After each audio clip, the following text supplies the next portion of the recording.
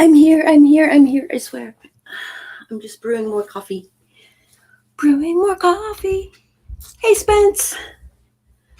Good to see you, love. Good to see you. My coffee is brewing. I guess I should do my intro thing for those who watch this in post, which many people do, apparently. Oh my gosh. Sorry, I bumped the table. Trying to get comfortable. Howdy, howlers. It's Sako Toomey, also known as Cass Voigt. I write horror, and I'm a witch, and I'm a graphic designer, and sometimes I combine those three things. So if you are looking to market yourself as an author, or you're looking to be a witch, you're a witch, please, you know where to find me. I'm usually here. We have been reading through Year of the Witch by Temperance Alden. And today we're talking about Yule. 'Tis the season, am I right? Good morning, Christina. Good morning, Christina.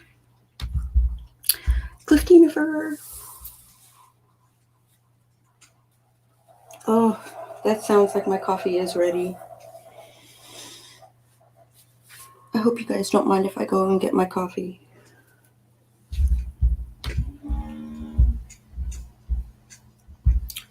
I'm gonna get some coffee. I'm gonna get some coffee. Coffee, coffee, coffee, coffee, coffee. Coffee, coffee, coffee, coffee, coffee.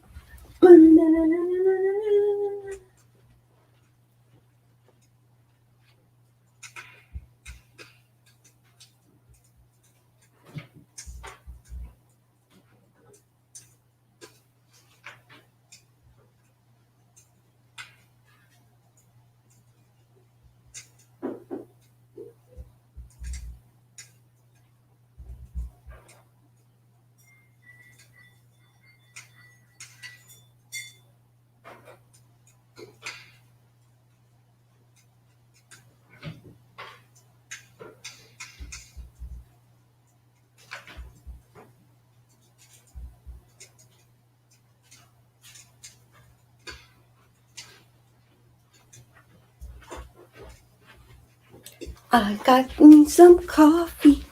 Coffee, coffee, coffee, coffee, coffee. La da da da da da da da.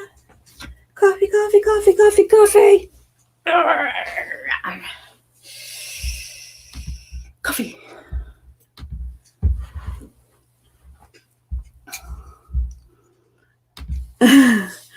Coffee is an essential worker. Yeah, no kidding. Despite the chatterbox nonstop, holy crap, I managed to brain enough to figure out how to add the tangzong to my regular weekly bread without having to do the math all the time. Cool. What's tangzong? Zhong? Tangzong?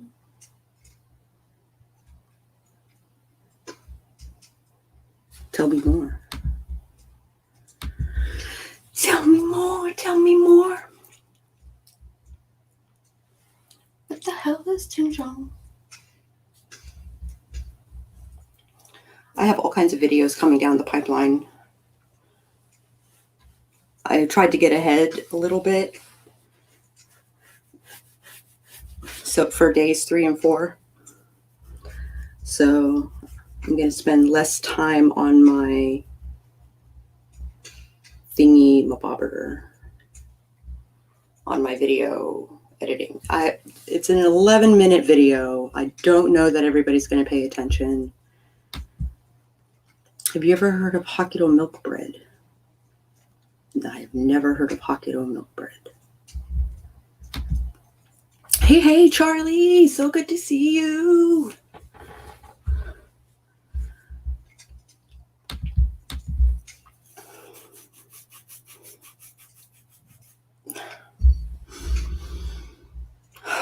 I keep trying to tighten up my bun, but it's like, no, I want to be everywhere.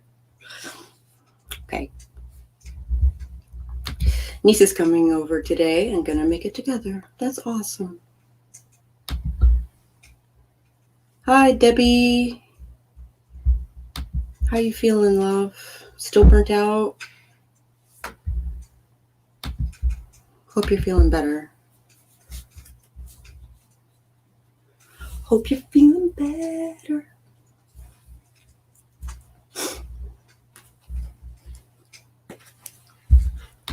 I spent my morning cleaning up and consoling Bailey. Rooster got overstimulated playing with Charlie before he left and ran into Bailey, making her do a spin in the air. Whoa, she was shook as poor thing. Whoa.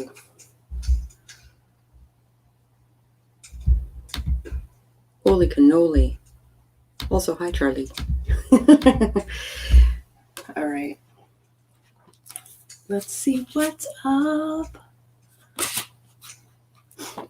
Did I do the keywords for this thing? I don't know that I did. I don't know that I did.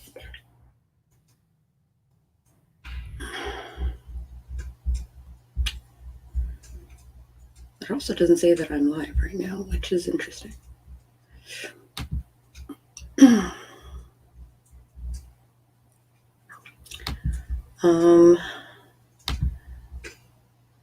YouTube Studio.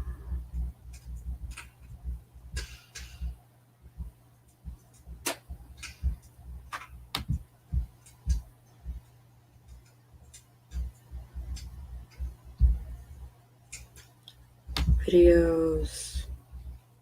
Lives. This thing. Edit. Oh, I guess I can't. I guess I can't edit. Oh, no, I can. Okay. 10 a.m. playlist. Tags. Oh, no, I did the tags. Okay.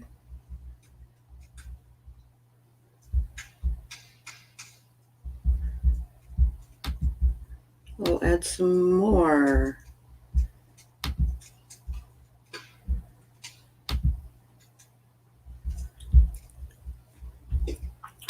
I'll add some more.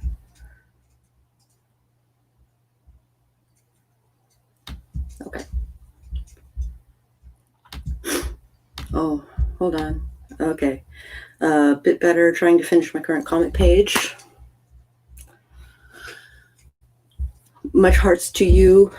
I understand exactly how it feels to receive burnout from working on comics and then trying to get back into it. I definitely know those feels, especially if it's a particularly complex page. Tinjong is a milk flour slurry you add to bread that makes it really rich and soft and never goes stale. She's okay, no worries there. She's so used to being on the ground, unless she's jumping off of something, that becoming instantly airborne was just too much for her little heart to handle. Oh, Bailey. It was cute from a mommy perspective. I'm raising an independent little lady, so when she wants to cuddle, it's a big deal. And as it progresses, as she gets older, she's going to drift farther and farther apart, away, which is tragic. Super tragic. Okay, we're 10 minutes in. Figure I'll start reading. I don't know. What do you guys want? Like that? Like that? Yeah. Let's see.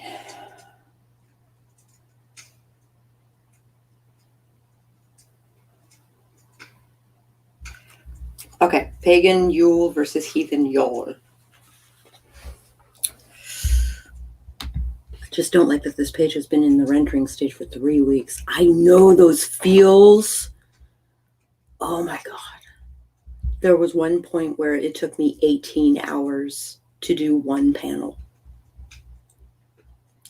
God forbid I do the rest of the page and then color it and pre-press it and all of that stuff. Like, no, I get it, dude. The tragic part is that It's a sign of you doing a good job as a parent, them feeling secure enough to set their boundaries. Yeah. Yeah.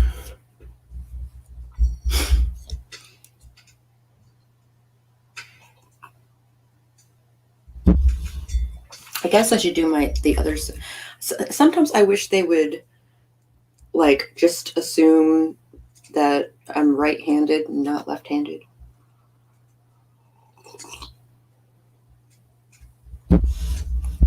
I never think of that part.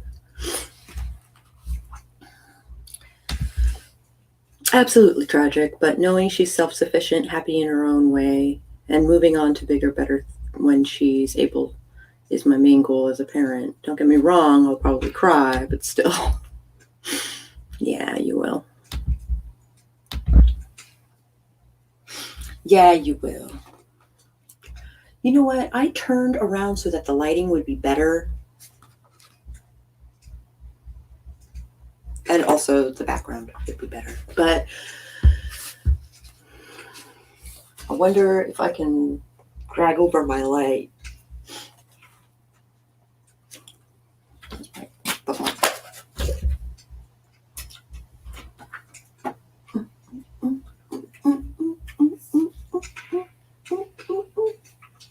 I'm glad it's light because it's an LED thing.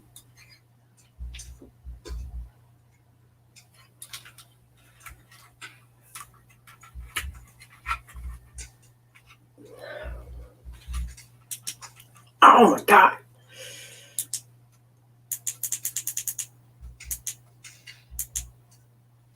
Better?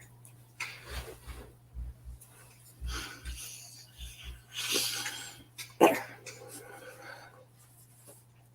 Okay. We're about that heathen stuff, right? Pagan versus heathen. Before I diverge into the differences between Yule and Yule, I want to explain why I separated heathen and pagan for this section. The term pagan is an umbrella used to describe those beliefs and practices outside of the accepted Abrahamic traditions. Pagan beliefs include practices such as Wicca, Druidism, and Hellenism.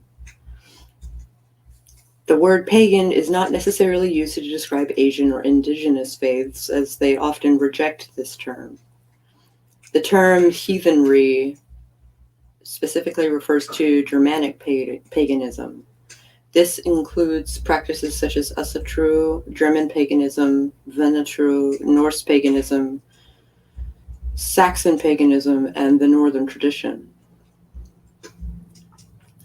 Heathenry has specific influences from the Germanic, Nordic, Scandinavian, and occasionally Anglo-Saxon peoples.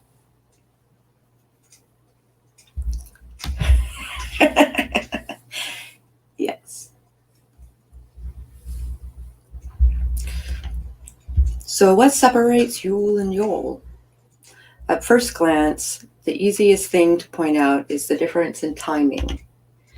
Both the pagan and the heathen Yule occur in the month of December. However, the pagan Yule is the literal day of the winter solstice, whereas the heathen Yule begins around December 20 and runs about December 31st.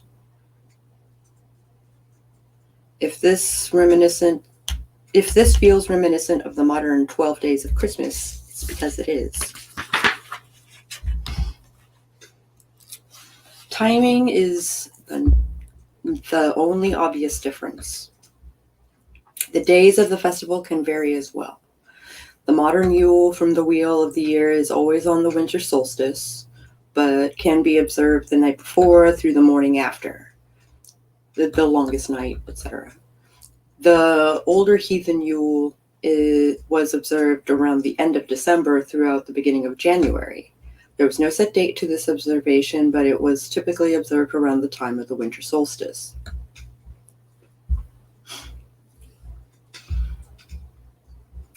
One of the biggest key differences, however, is the acknowledgement of the dead at heathen Yuletide. Yule is the darkest part of the year, the time when the veil is the thinnest between the living and the dead. To the outsider, this may sound similar to Samhain, but its essence is so different in both tone and intention. The earth is dark, cold, and seemingly dead. It is the time for the wild hunt, but it is also a time to celebrate our friends, families, and other loved ones. It is a time of reflection and a time to rest from work.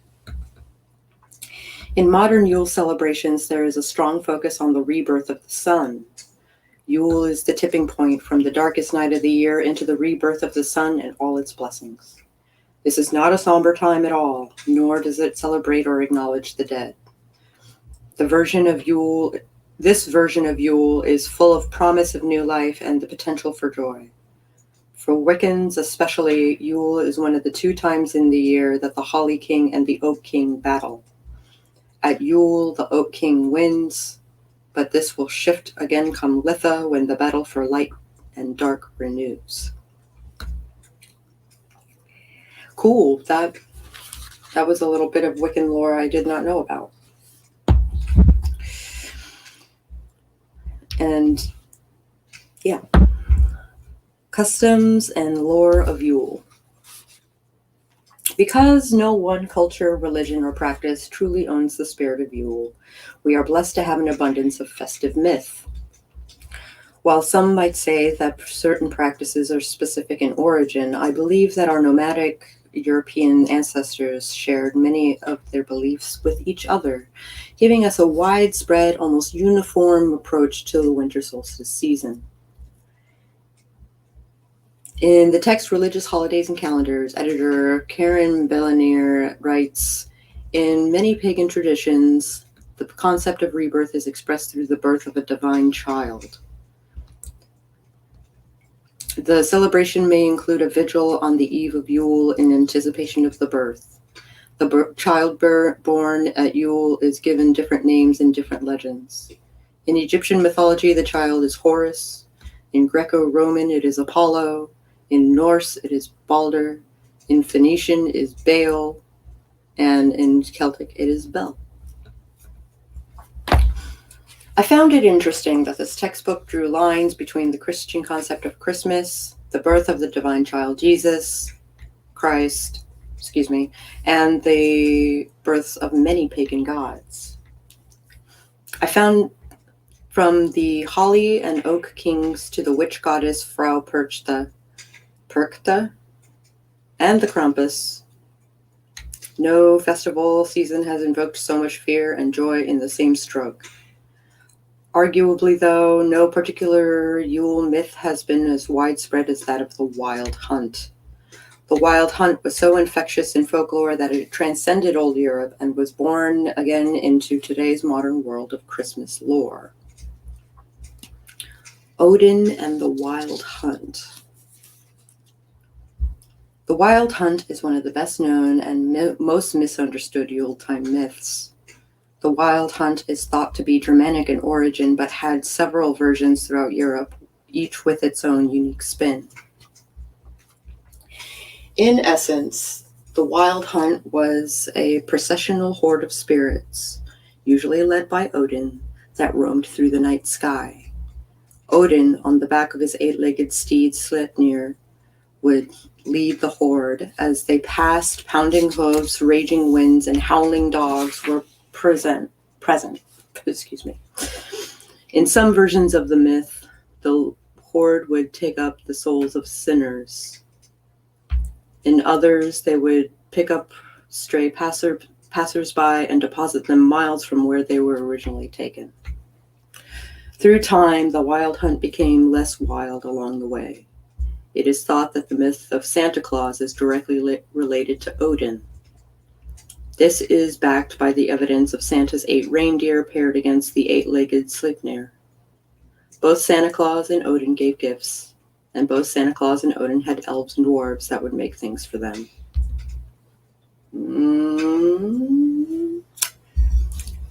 Now, I don't know if you guys knew about this, but Santa Claus was actually invented by Coca-Cola in like the 20s or 30s.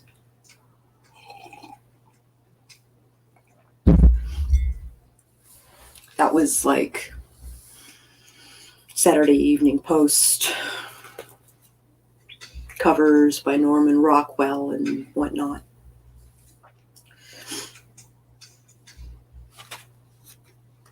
Yuletide traditions. Firelight and candlelight, candy canes and drifting snow. The season of Yuletide is here. Each culture has traditions that are observed around the Yule season, many of which have some of their roots in older, more sacred pagan or folk traditions. Oh, you know about the connection and also the idea that Santa Claus was invented by Coca-Cola.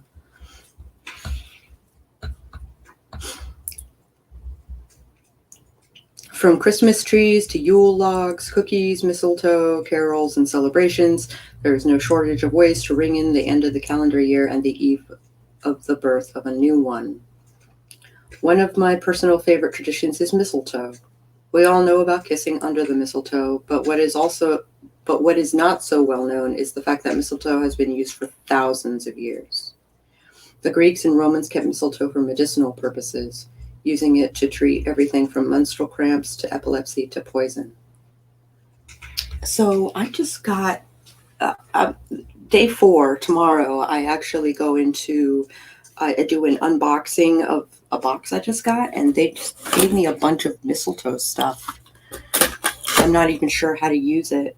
And there's like holly oil, and I don't know how to use it. So I'm gonna have to read the paperwork like pretty closely. The Celts associated mistletoe with romance, however. Mistletoe is one of the few things that can blossom during the frozen winter months. The Druids saw this as a sign. During the 1st century, the Celtic Druids believed that the blooming of the frozen mistletoe during the harsh winter months was a secret symbol of virility and fertility. The Norse have folklore with mistletoe as well. According to mythology, Odin's son Balder was prophesied to die. His mother, Frigg, went to all the plants and animals of the world securing an oath that they would not harm him. She overlooked and neglected to speak with the mistletoe, so Loki, a mischievous shape-shifting god, made an arrow from mistletoe that was used to kill him. Mistletoe went from being a sacred plant to a secular decoration sometime before the 18th century, and it was incorporated into Christmas celebrations by pagan converts throughout history. Either way, mistletoe is a merry plant that reminds us to look for life amid the death of winter. Now we get to talk about witches' balls. I think while we're talking about witches' balls, I'm going to grab the witches' balls from my tree real quick so you can get an idea of what a witch ball looks like. I have 3 of them on my tree. We got this one, and we got this one, and we got this one.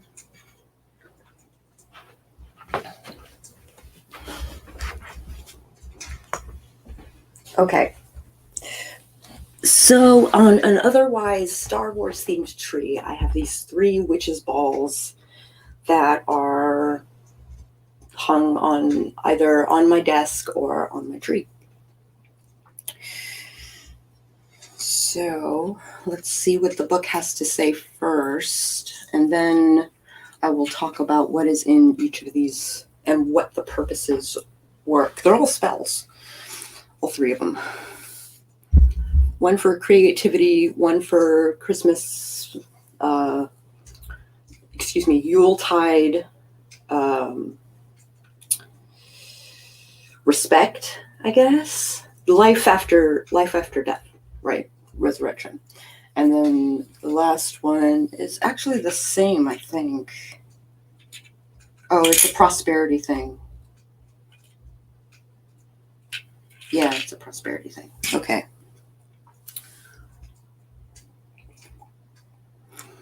And it also has bones in it because I like bones. Here, book.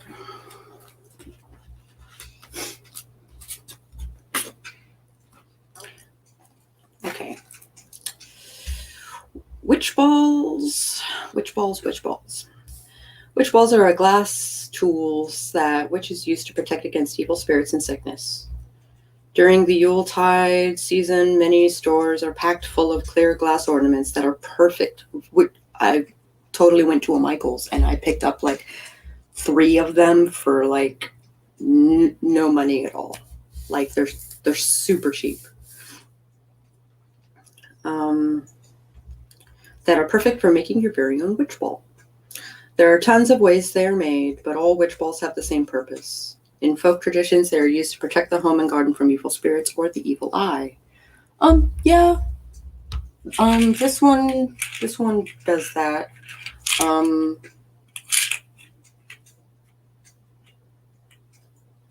I have a shrinky dink with a sigil on it and a coin and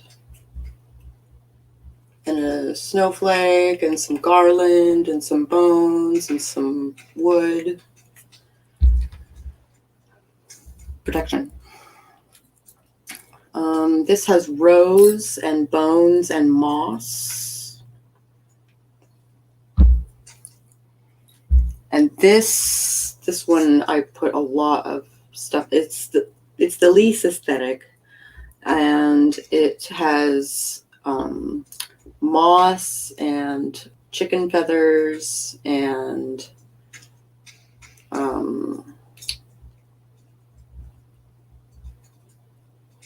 pine and cinnamon and nutmeg and star anise for creativity.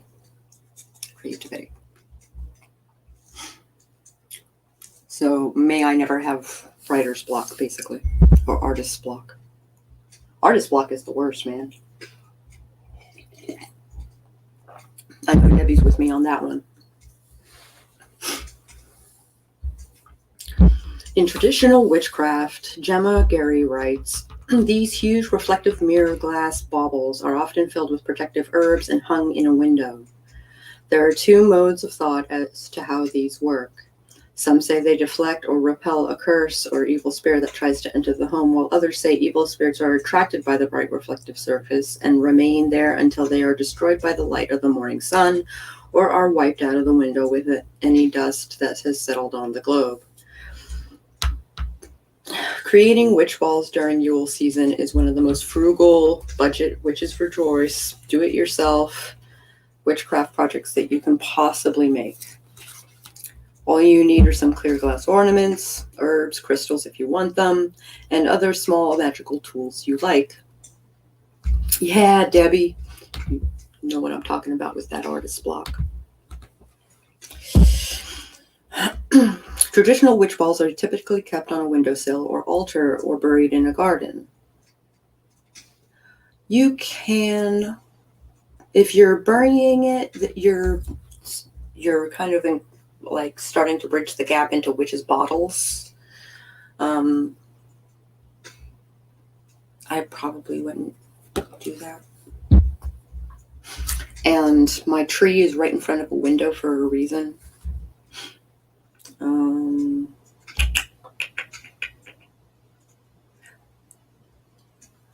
Where did I leave off? Modern witch balls can be made for a variety of larger purposes, such as communication, prosperity, or health, and can be placed anywhere you're wanting to charge the energy for a specific purpose. I've seen witch balls left in a garden or on a front walkway to promote fertility of the land and protection of the house. Crafting witch balls is a good exercise in working with your intuition. Set out all your supplies on an altar or table before you and channel the energy of the ball. If you are making a witch ball specifically for protection, I personally like to add a little cascarilla powder, see page 191. Cascarilla powder is white, so it looks a little bit like snow, which is nice for working in the Yule season. When all the ingredients have been added to the ball, it is time to seal it. There are 2 primary ways of sealing a witch ball, with wax or hot glue. For the wax method, melt some stamp wax and dip the tip of the ornament into the wax, covering all the metal parts until it touches the glass. Oh, I don't do that.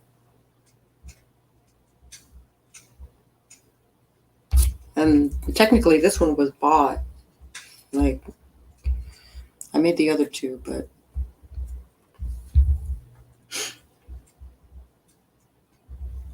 they're wax, covering all the middle parts until it touches the glass. Set aside to cool. Alternatively, you could use a hot glue gun to apply glue to the lid and the rim of the witch ball, being careful not to get any glue on the inside. Put the cap over this lip and hold it in place until the glue sets. Add ribbon or string to hang your witch ball, and it is complete.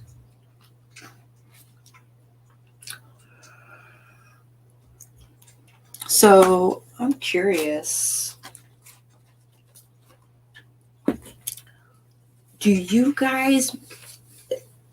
ever, as children, like make your own ornaments? Like that was a really big deal in my house. Like almost every year, my mom would get a bunch of supplies and have my sister and I make ornaments for the tree.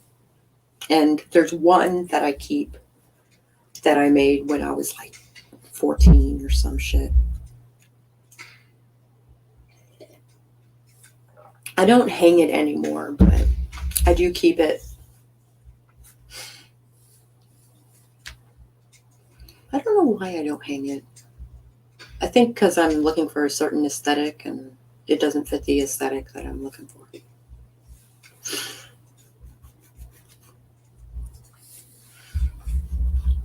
What about you guys?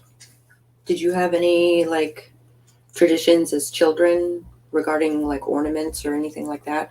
My mom used to make these little puppets where you could squeeze the corners of the mouth and the mouth would open.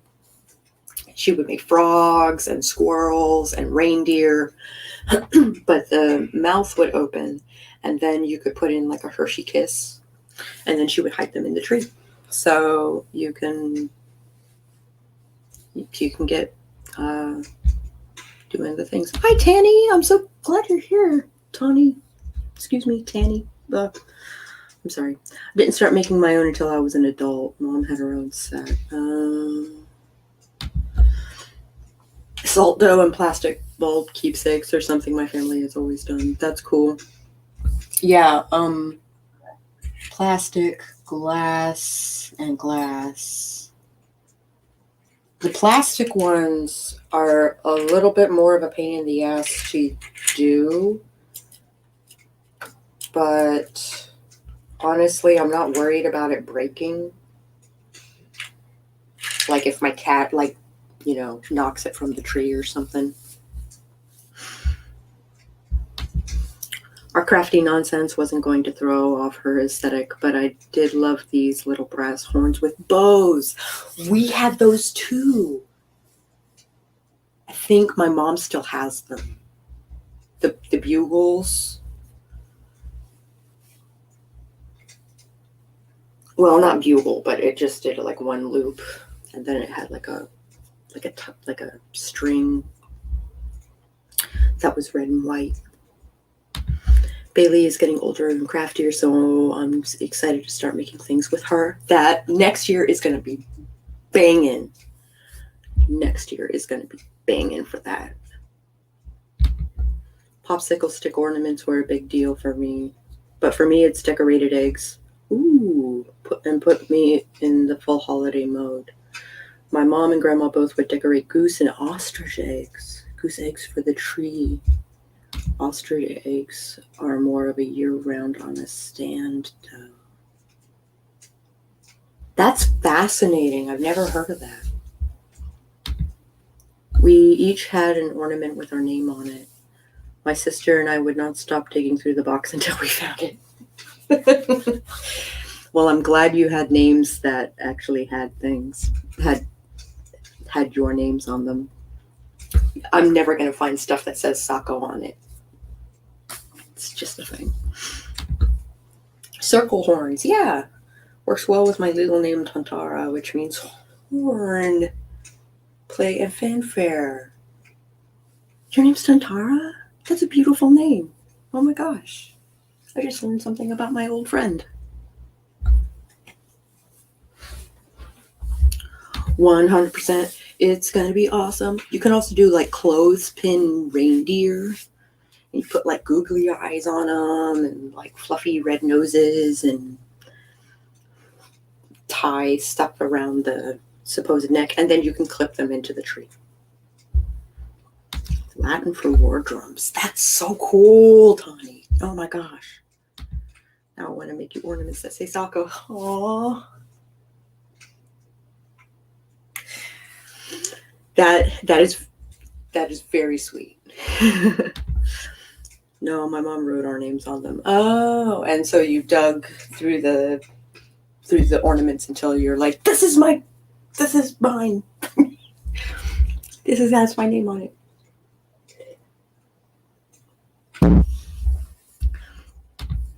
My mom has a Mardi Gras ostrich egg that is fantastic, and my grandma made one into a jewelry box.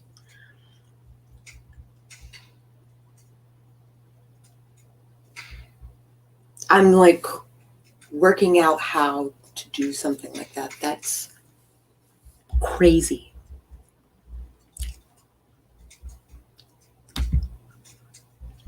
My grandma makes ornaments for everyone where she puts a picture of them in a plastic bulb with some garland and lights like a fairy jar, and glitter glues the names on the outside. Oh, that's sweet.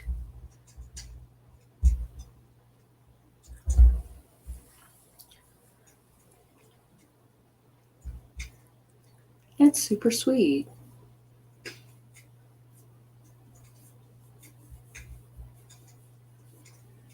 When I made the witch's ball, this one, I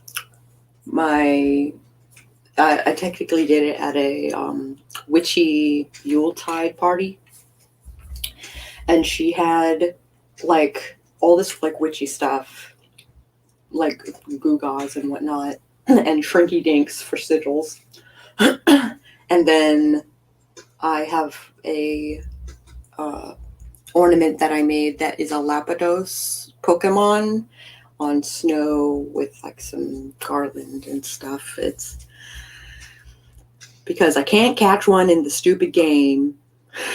I'll have one on my tree. By God. By God. I don't do trees anymore. I made a wreath and I'm considering decorating the fireplace. So jazzy socks maybe. Ooh, cool. I guess I could squeeze in a handful of ornaments. Jazzy socks. Like a stocking or like a... I'm actually thinking about doing stockings this year. I'm not 100% sure like what's going in the stocking, but probably like candles. And this is probably not appropriate for the stream, but I got this stuff that's supposed to numb the back of your throat so that you can, yeah. So I might put that in his stocking. I like the one on your tree with the silver candle looking thing. Oh, thank you. Actually, that thing lights up. I didn't turn it on, but I think it doesn't work anymore. I think it doesn't light up anymore. But it used to glow like these, a warm light like these. Super cool. Yeah, stockings. Like those things. Drill a hole at the top and bottom of the egg, right? With a Dremel if you're doing the ostrich egg, and blow out the innards. Then they cut the egg apart in the style that they need. And it doesn't like, the albumin doesn't like make it impossible to do that. The old ones are crappy and nondescript. Oh, we have Star Wars stockings that are all wintry and fun. Mine has Darth Vader on it, and Greg's has BB-8. I'll probably put them in a Vlogmas at some point when I start stuffing stuff in them. I'll probably stuff my own stocking because Greg, I don't know. Greg likes the aesthetic, but he never like puts stuff in it.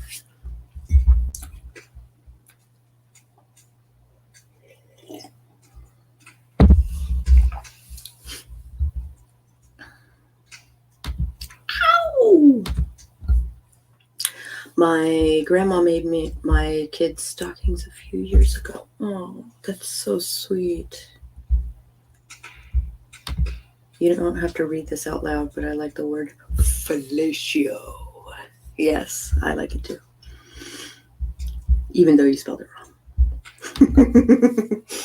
In half or the jewelry box, circle out the front for the Mardi Gras one. The decorations go in and outside. Lots of trim and little baubles. Ostrich eggs get mounted on a candlestick.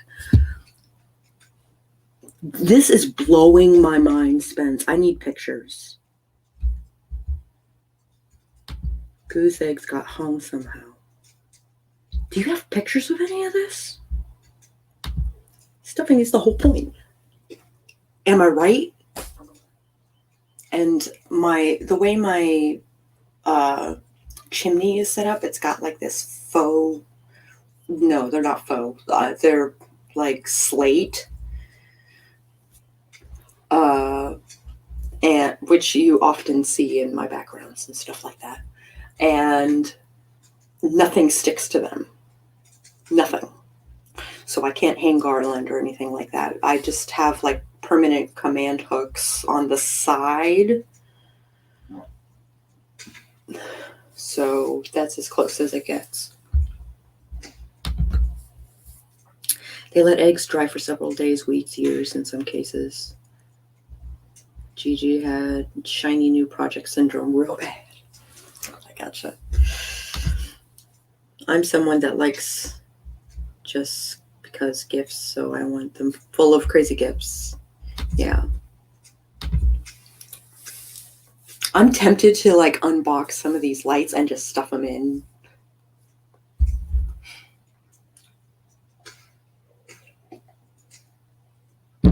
I also have all these rings and bracelets and stuff that are now all over my desk thing.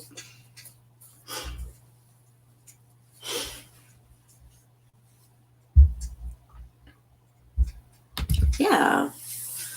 I'm curious about the egg thing. That's craziness.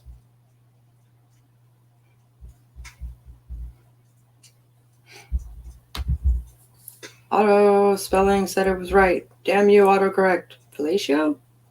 Maybe because it was capitalized, it was like, she is saying this with fervor. Let's let her have this one.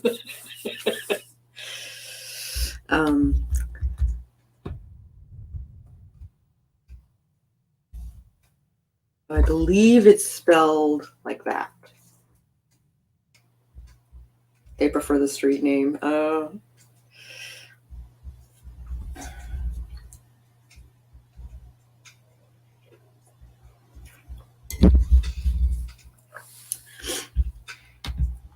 I read a lot of really bad smut when I was a teenager. So I also, okay, so my parents never actually gave me the talk. They just gave me a big ass book called Sex, the Facts, the Acts, and Your Feelings. And it's a scientific book about the psychology and the physiology and all of that stuff. So I came at sex in a very like informed and medical way. And it kind of, I don't know how to put it. I feel like, so Illuminati did this. Oh, you shared a pic on the Discord. Oh my God, look how cool they are. Oh my God.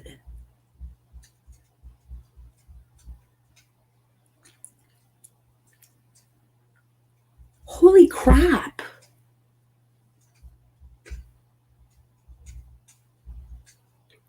That blows my mind.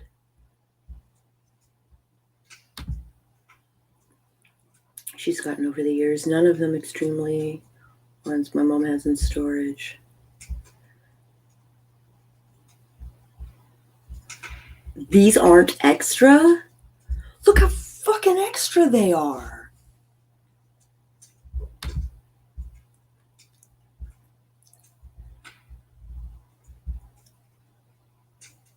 I am blown away. This is crazy.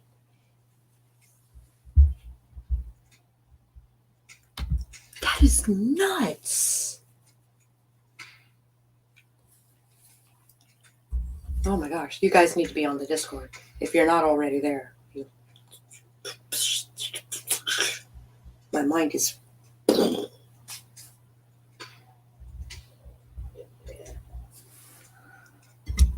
Are they like the nativity scenes in the little eggs they make in... Yes. Yes, exactly like that.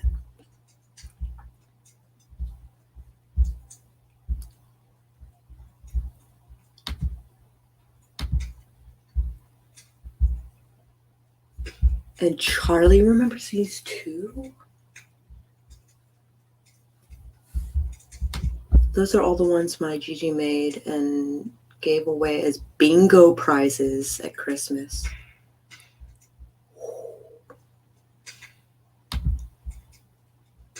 That is so cool. That is nuts. I'm not familiar with those, but most likely. Oh, yeah, I'll share my screen and we can Google that shit right the fuck now. Application window, Chrome tab, new tab. Look at that. I have no tasks. Actually, that's bullshit. I have lots of tasks for today. We're looking for Mexican nativity eggs. Yeah. Except the ones that your grandma makes are like so much better. They are so much extra.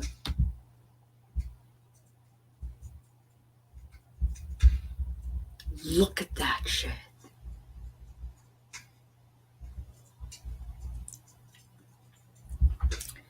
That is sick.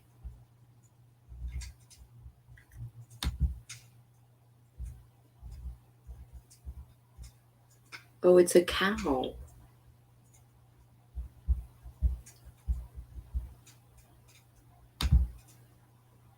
Oh my gosh, how cool. It's huge.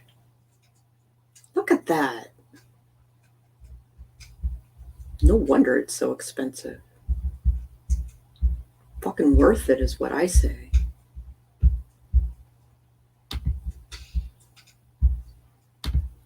Jeez Louise.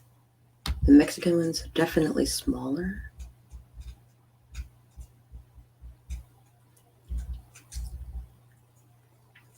Yay, I almost have a finished page. I just need to add the text and I'm done. Yay! I always add the text first before I even draw anything. I want to make sure the text fits. I am that guy. Yes. Oh wait, I'm not familiar with those, but likely Gigi was very Catholic, Irish Catholic, but I wouldn't be surprised. Oh, what? The Mexican ones are definitely smaller. 5 inches though. It's huge. It says I have new comments, but it's not letting me click it. There we go. And it looks like ostrich eggs are sturdier for more elaborate cutouts. Cool. The egg decorating is something I've been dying to get back into as well, but until I have a bit more storage space, I'm limited on the art supplies I can store. I definitely understand that. I tried to make snow globes a couple of years ago and it did not go well. I hot glued some dragons. They were supposed to be dragons in glitter snow. And you never need as much glitter as you think. I'm, however, working on Yule cards. Yay! A neighbor just gave away a bunch of craft supplies and I scored some silver leaf. That's so cool. Who gives up silver leaf? That is awesome.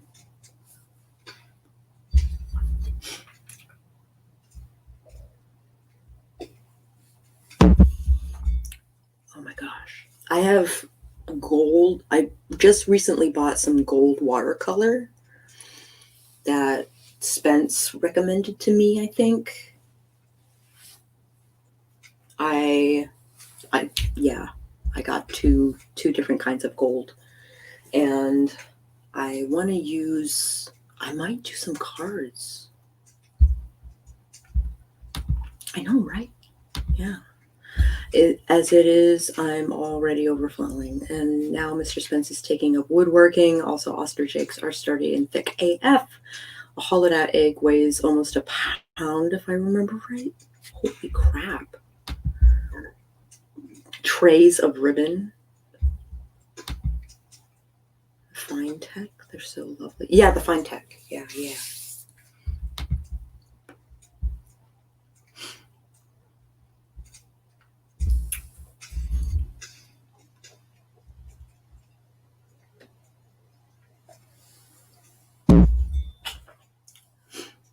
Oh, my kitten.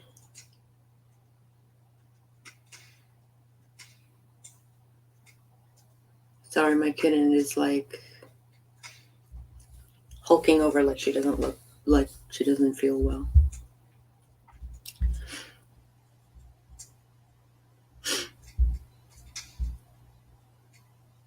She's being super baby. Okay. All right. It is 10:54.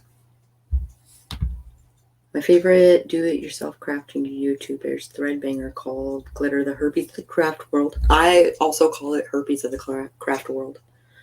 Once you get it, you'll never really get rid of it. And if you have, it will come back out of nowhere. Yeah, no kidding. When I put my tree up, hopefully I'll find the Christmas egg my mom made for me. But for now, I got a dash. It's time to go to the grocery store. Good luck at the grocery store. Holy crap.